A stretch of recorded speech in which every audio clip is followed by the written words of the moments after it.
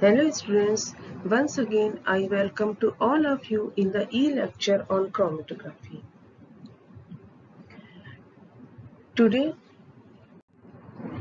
we will start the new chapter, that is paper chromatography. Students, as all of you know that in the last few lectures we were studying the chromatography. I mean its techniques, its theory, and now अब हम ये देखेंगे कि जो हमने theory और जो इसकी टेक्निक्स पढ़ी हैं वो how to apply these techniques into different types of chromatography. We have studied the partition chromatography in the previous lecture. Now we will study the paper chromatography. ठीक है, so this is the introduction. Screen पे देखिए आपका. This was first introduced under the name of capillary analysis. Then Martin and Sinch, Constant, Gordon, Martin and Sinch ने इसको popular किया इस 1963 में. और ये जो पेपर क्रोमेटोग्राफी है एक तरीके से पार्टीशन क्रोमेटोग्राफी का ही एक्सटेंशन है. ठीक है, पेपर क्रोमेटोग्राफी में हम क्या करते हैं, ये सबसे सिंपल फॉर्म है. इससे पहले देखिए अपन ने पार्टीशन क्रोमेटोग्राफी पढ़ी. पार्टीशन क्रोमेटोग्राफी में अपन ने क्या पढ़ा था कि जो सब्सटेंस होता है, जो मिक्सचर होता है, जो सॉल्यूट होता है जिसको अपन कहते हैं, वो डिफरेंट सॉल्वेंट्स के बीच में अपने आप को पार्टीशन कर लेता है. ठीक है, तो ये भी एक तरीके की पार्टीशन क्रोमेटोग्राफी ही है. ठीक है, और ये सबसे सिंपलेस्ट है क्योंकि ये बहुत सारे जो लो मॉलिक्यूलर वेट के ऑर्गेनिक और इनऑर्गेनिक कंपाउंड्स होते हैं उनके आइसोलेशन में, आइडेंटिफिकेशन में और क्वांटिटेटिव डिटर्मिनेशन में भी काम में आती है. ठीक है, ये अपन क्या कह सकते हैं कि इसमें जैसा कि अभी मैंने आपको बताया कि एक तरीके का ये है पार्टीशन क्रोमेटोग्राफी है. इसमें क्या करते हैं, पार्टीशन क्रोमेटोग्राफी में अपन कॉलम लेते थे और उस कॉलम में अपन क्या करते थे, सिलिका जेल को एक सपोर्ट मीडियम के फॉर्म में रखते थे जिसको कि अपन क्या कहते थे, पोलर फेस. अब यहाँ पे क्या होता है कि इस पेपर क्रोमेटोग्राफी में हम एक पैक्ड कॉलम की जगह क्या लेते हैं, एक फिल्टर पेपर लेते हैं. ठीक है, और वो फिल्टर पेपर जो है वो हमारा पोलर फेस की तरह काम करता है. और जो ऑर्गेनिक सॉल्वेंट हम दूसरा लेते हैं जो कि वाटर के साथ इमिसिबल होता है, वो हम इसमें मोबाइल फेस की तरह यूज करते हैं. ठीक है, तो paper chromatography therefore may be defined as a technique in which the analysis of unknown substance is carried out mainly by the flow of solvent or specially designed filter paper. और ये filter paper जो होता है वो कौन सा कहलाता है, बॉटमैन फिल्टर पेपर कहलाता है. अपन इसको कोई सा भी अपन फिल्टर पेपर नहीं ले सकते. इसमें क्या करते हैं कि सिर्फ हम बॉटमैन फिल्टर पेपर ही लेते हैं. ठीक है, और जो इसमें जो स्टेशनरी फेज होता है वो कौन सा होता है, इस बॉटमैन फिल्टर पेपर में क्या होता है, सेलुलोज का बना होता है. उस सेलुलोज के अंदर जो वाटर प्रेजेंट होता है वो तो इसका स्टेशनरी फेज की तरह काम करता है. और हम कोई भी एक ऑर्गेनिक सॉल्वेंट जो कि इस वाटर के साथ इमिसिबल हो उसको हम मोबाइल फेज की तरह यूज करते हैं. ठीक है बच्चों, अब ये जो मोबाइल फेज जो होता है वो क्या करता है कि जो फिल्टर पेपर के पहले तो एब्जॉर्ब हो जाता है और एब्जॉर्ब होने के बाद क्या करता है, एक कैपिलरी एक्शन के थ्रू ये राइज करता है. ठीक है, और जब ये राइज करता है तब क्या होता है, इसमें जो डिफरेंट कंपोनेंट होते हैं मिक्सचर में वो इसके साथ क्या करते हैं, इसके साथ माइग्रेट होते जाते हैं. ठीक है, और माइग्रेट होने के साथ साथ क्या करते हैं, क्योंकि इनकी सॉलिबिलिटी अलग अलग होती है, इनका एडजर्शन अलग अलग होता है, इसलिए क्या करते हैं, ये इनका सेपरेशन भी होता जाता है। ठीक है, तो आप क्या कह सकते हो, the mobile phase rises by the capillary action and by adsorption on the filter paper. The separation is affected by the differential migration of the mixture of substance. This takes place as a result of difference in partition coefficient.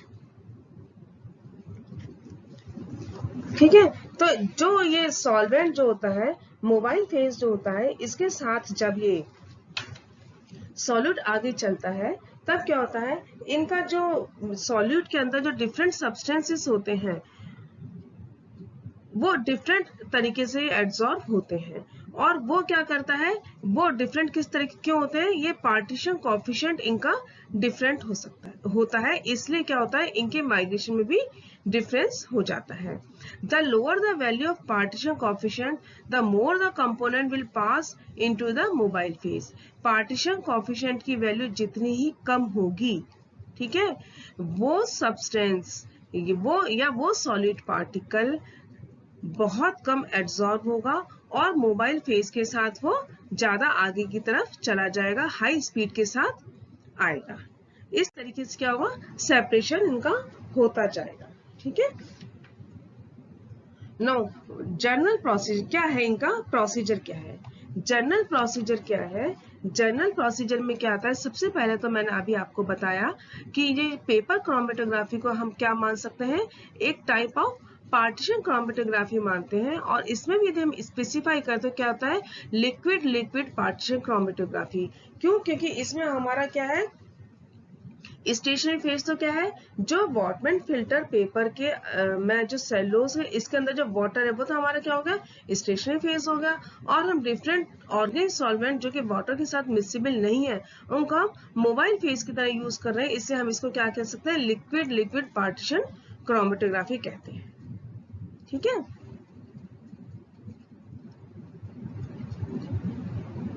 ठीक है, ये देखिए लिखा है, here the water absorbed by the support is also the stationary phase, while various solvents which are immiscible with water are the mobile phase.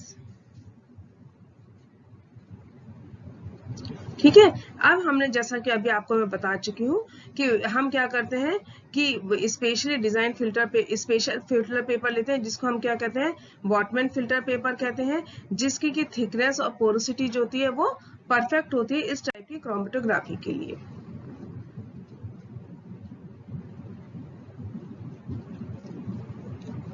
अब हम क्या कहते हैं, जो स्टेशनरी फेज होता है जो कि वाटर एब्जॉर्ब होता है वो किससे सपोर्टेड होता है, जो पेपर के सेलुलोज पार्टिकल होते हैं, मॉलिक्यूल्स होते हैं, उनसे ये सपोर्टेड होता है। जैसे कि अपना पार्टीशन क्रोमेटोग्राफी में होता है, जो लिक्विड पार्टीशन क्रोमेटोग्राफी में होता है, एक लिक्विड फेज होता है जो कि सॉलिड सपोर्ट पे टिका रहता है। ठीक है, अब हम क्या करते हैं, जो भी हमें मिक्सचर एनालाइज करना है उसके एक ड्रॉप जो हम करते हैं वो एक जो क्रोमेटोग्राफी अपना पेपर है, वॉटमैन फिल्टर पेपर है, उसके एज पे डालते हैं और उसके बाद हम क्या करते हैं, इसको एक सॉल्वेंट से भरे हुए जो भी हमने एप्रोप्रिएट सॉल्वेंट लिया है जो मोबाइल फेस की तरह हम यूज कर रहे हैं उसके भरे हुए सिलेंडर में हम डाल देते हैं। इस तरीके से हम डालते हैं कि जो हमने ड्रॉप लिया है उससे नीचे इस सॉल्वेंट का लेवल रहे।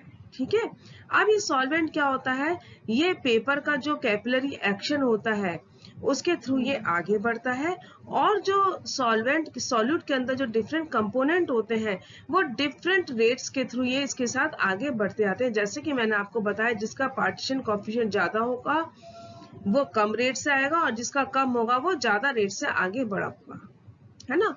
When the part containing the solute is reached, they are distributed between the mobile and stationary phase in accordance with the value of distribution of partition coefficient for each component.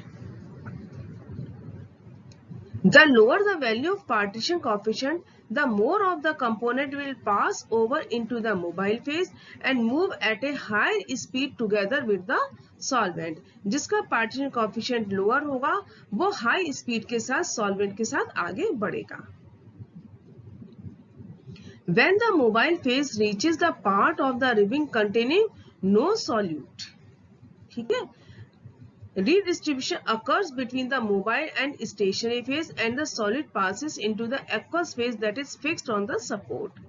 जैसा कि वहां पे अपन ने देखा था partition chromatography में, हर column में क्या होता है, जो डिफरेंट लेयर होती है उनके बीच में सॉलिड और सॉल्वेंट आपस में डिस्ट्रीब्यूट होते हैं। तो यहाँ पे भी क्या होगा, जैसे ही कि मोबाइल फेज उस एरिया में पहुंचेगा जहाँ पे कि सॉल्यूट नहीं है, वहां पे क्या होगा कि मोबाइल और स्टेशनरी फेज के बीच में सॉलिड पार्टिकल का रीडिस्ट्रीब्यूशन होगा। ठीक है। Due to this process, each of the component of the initial mixture is concentrated at different distance from the starting line. इसके कारण क्या होगा, क्योंकि पार्टीशन कोएफिशिएंट के अकॉर्डिंग वो सेपरेट हो रहे हैं, तो जो मिक्सचर के जो भी कंपोनेंट है वो क्या करेंगे, स्टार्टिंग लाइन जहां से कि हमने शुरू किया था उससे एक निश्चित दूरी पर वो अपने आप को कंसंट्रेट करते जाएंगे। जैसे मान लीजिए उसके अंदर, किसी मिक्सचर के अंदर 3 पार्टिकल है, तो एक पार्टिकल कुछ दूरी पे कंसंट्रेट हो गया, उससे कुछ दूरी पे दूसरा हो गया, उससे कुछ दूरी पे तीसरा हो गया। ये किस हिसाब से होंगे, जैसे जैसे पार्टीशन कोएफिशिएंट के अकॉर्डिंग वो डिफरेंट डिस्टेंसेस पे कंसंट्रेट होते जाएंगे। ठीक है। तो क्या होगा, हमें एक जोन मिलता रहेगा इस सॉल्यूट का, जैसे एक जोन मिल गया, फिर दूसरे पार्टिकल का दूसरा जोन मिल गया, तीसरे पार्टिकल का तीसरा जोन मिल गया। इससे हमें क्या होगा, एक क्रोमेटोग्राम मिल जाएगा। ठीक है। अब हम इस क्रोमेटोग्राम को स्टडी करेंगे, लेकिन मान लीजिए यदि ये क्रोमेटोग्राम कलरलेस है, तब क्या होगा, तब हमें ये दिखेंगे नहीं। तब हमको क्या करना पड़ेगा कि हमें कोई भी एक ऐसा रिएजेंट अप्लाई करना पड़ेगा जिसके के साथ वो जो आयंस, जो हम सॉलिड पार्टिकल्स जिसको कि हम डिटेक्ट करना चाहते हैं, उसका जो आयन है वो उसके साथ रिएक्शन करके कलर कंपाउंड बने, है ना। तो उसको हम कहलाते हैं visualizing reagent. ठीक है। If it is colorless, the chromatogram has to be developed by applying reagents forming colored compounds with the ions to be detected. These are called visualizing reagent. यदि आपका कलर्ड है तो कोई दिक्कत ही नहीं है, कलरलेस है तो अपने को क्या करना पड़ेगा,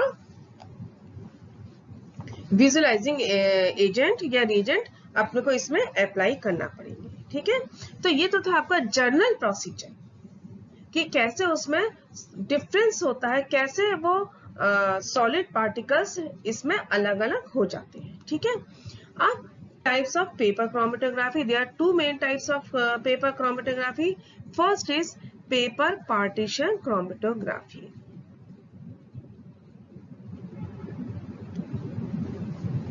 ठीक है। इसमें क्या होता है, in this chromatography the substance in a mixture move in two non-mixing solvents and create partition between them. ठीक है। अब हमारा कौन कौन से हो गए, 2 लिक्विड। इसमें क्या होगा, एक तो हमारा वो इनर्ट सपोर्ट, ठीक है, जो कि हमारा क्या है, हमारा स्टेशनरी फेज में, जैसे कि मैंने आपको बताया क्या होगा, सेलुलोज के अंदर वाटर होता है, और दूसरा जो हम उसमें मोबाइल फेज में सॉल्वेंट डाल रहे हैं, तो 2 सॉल्वेंट के बीच में सब्सटेंस जो है अपने आप को पार्टीशन कर लेता है। ये आ गया आपका पेपर पार्टीशन क्रोमेटोग्राफी। दूसरा होता है पेपर एडजॉर्शन क्रोमेटोग्राफी। इसमें क्या होता है, पेपर एडजॉर्शन क्रोमेटोग्राफी, नाम से ही लग रहा है, इसमें जो पेपर होता है, सबसे पहले इसको हम क्या करते हैं, कोई भी एक सुटेबल एड्सॉर्बेंट जो होता है उसके साथ हम इसको सैचुरेट कर लेते हैं, वो हमारा यूज होता है एज एन एड्सॉर्बेंट। और उसके बाद हम क्या करते हैं, कोई भी एक सिंगल सॉल्वेंट इसके ऊपर हम फ्लो करते हैं, जिससे कि जो हमारा अननोन कंपोनेंट है वो सेपरेट हो जाए। ठीक है। अब थ्योरी ऑफ पेपर क्रोमेटोग्राफी, ये तो हमने पढ़ लिया कि इसमें क्या होता है, कितने तरीके के होते हैं। अब इसकी थ्योरी क्या है, जैसे कि मैं आपको बता चुकी हूँ, ये जो है एक तरीके की क्या होती है, पार्टीशन क्रोमेटोग्राफी का ही टाइप है, where partition occurs as a consequence of solid liquid और ion exchange equilibrium.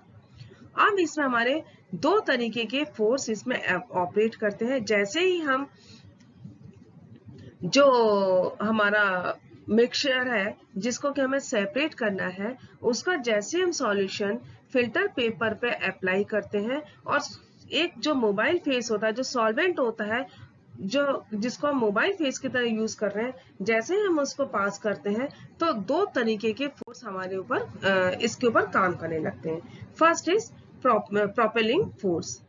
Propelling force में क्या होता है, ये जो फोर्स होता है, ये जो सब्सटेंस होता है, इसको सॉल्वेंट के फ्लो के डायरेक्शन में ड्रैग करने की कोशिश करता है। It tries to drag the substance in the direction of the flow of solvent. ये आपके टू फैक्टर्स पे डिपेंड करता है।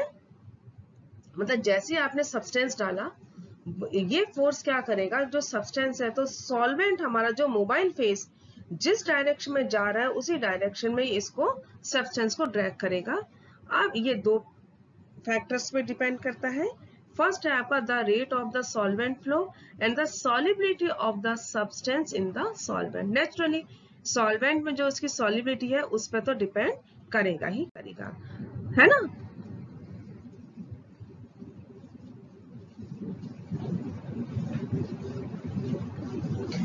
दूसरा है हमारा the solubility of the substance in the solvent.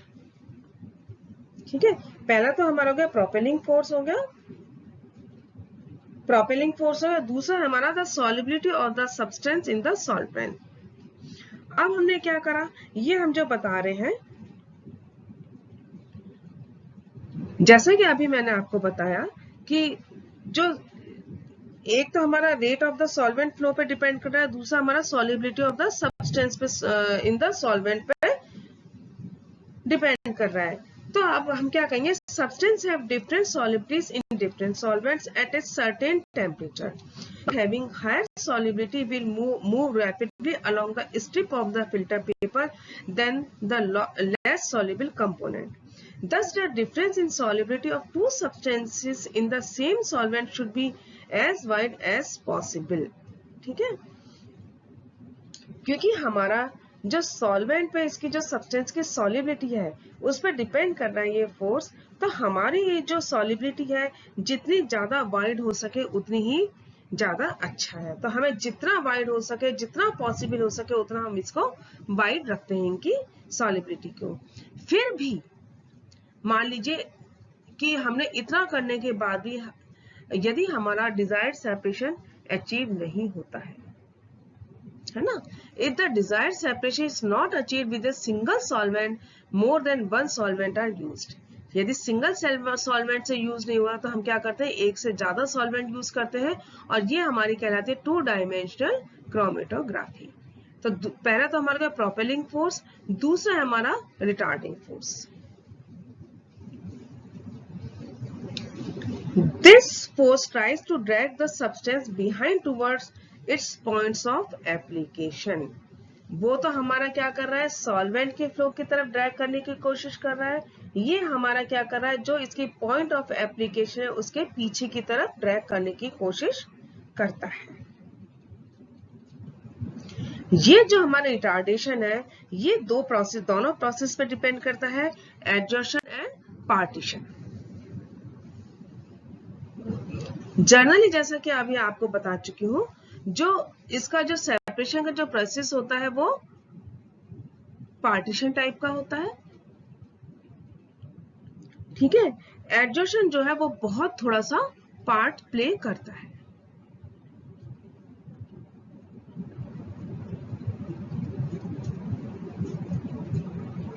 Because of the absorptive nature of the filter paper,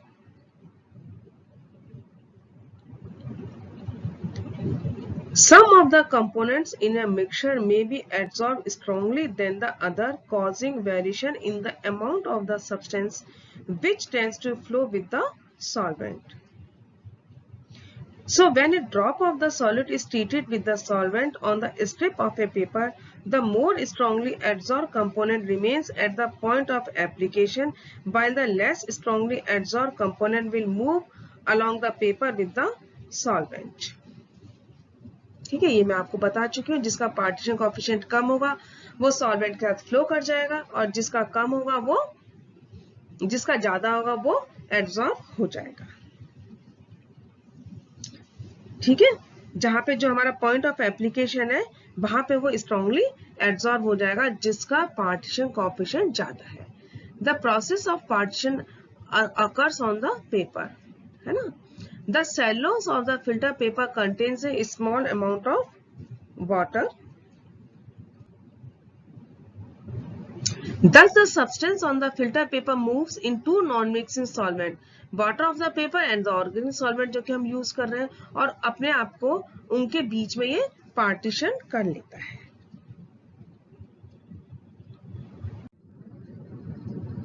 The amount of solute in each solvent depend on the relative solubility of the substance in the two solvent.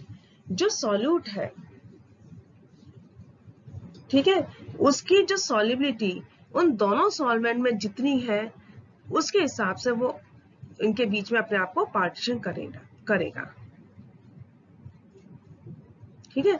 A measure of the speed of an ion in a given system and under the given condition is the retardation factor or retention ratio। ठीक है, तो retardation factor क्या है? It is also expressed in terms of retention volume or retention time।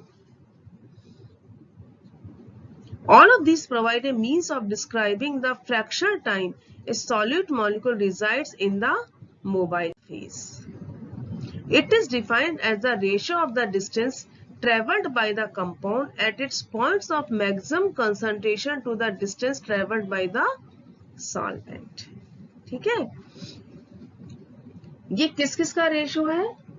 जो हमारा compound है, एक तो उसके डिस्टेंस जो हमारे जो बिल्कुल जो मैक्सिमम कंसंट्रेशन वहां से विद द किसके सॉल्वेंट के, सॉल्यूट और सॉल्वेंट दोनों की जो डिस्टेंस ट्रेवल हो रही है उन दोनों का रेशियो है।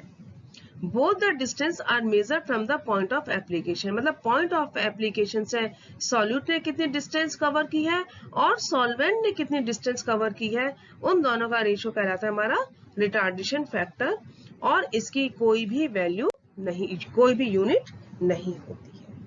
ठीक है, तो ये देखिए, ये हमारा है एक सॉल्वेंट फ्लो कर रहा है। ठीक है, अब ये हमारा मान लीजिए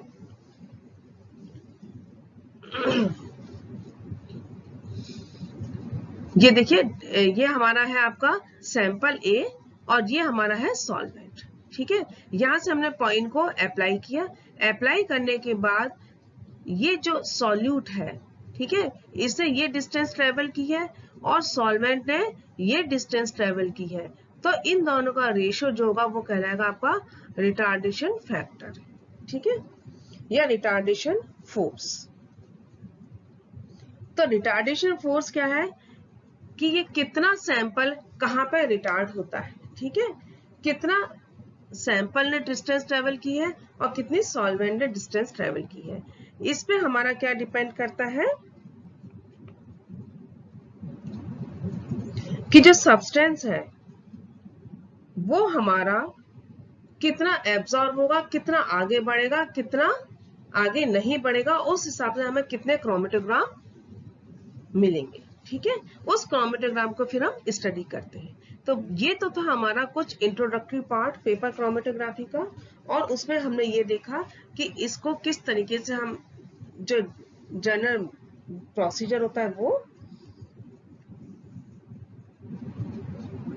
और इसमें कौन कौन से फोर्स हमारे काम करते हैं, इसको हम कंटिन्यू करेंगे, इसके टेक्निक्स के और इसके कितने तरीके की पेपर क्रोमेटोग्राफी होती है in the next lecture. Till then, good bye.